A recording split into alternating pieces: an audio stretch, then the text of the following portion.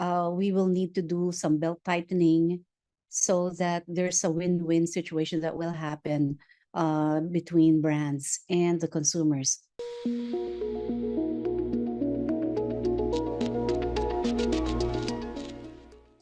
What we found out is that the situation of the Filipinos nowadays is that almost 9 in 10 are having a difficult time and or are just meeting their needs given their financial sources. No, we found out that they're looking at brands as well to help them in this particular situation. That's why one of the key things that they're looking for from brands to help them is that, at least there's affordability in the offerings of brands. And that doesn't mean that, it's the cheapest available. Perhaps that is an opportunity for brands to innovate their offerings. Okay.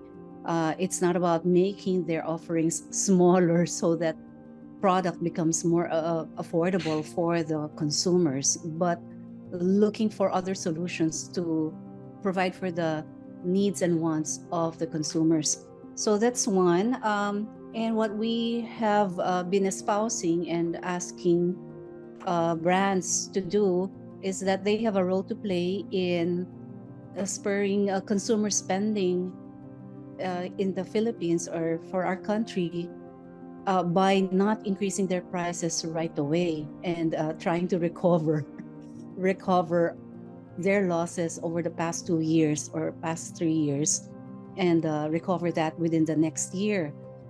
We will need to do some belt tightening so that there's a win-win situation that will happen between brands and the consumers. The consumers, one of the findings is that the consumers can detect price increases across different categories. So they are watchful, they experience it, and they could name some categories that have increased their prices significantly.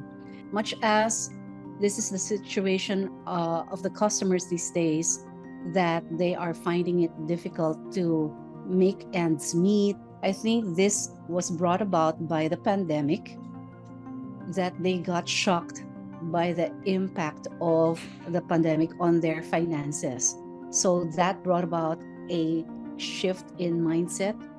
The mindset is now having a savings mindset. So this is a race towards having innovative solutions for investing and getting the vote of the customers or the consumers as far as savings and investment is concerned.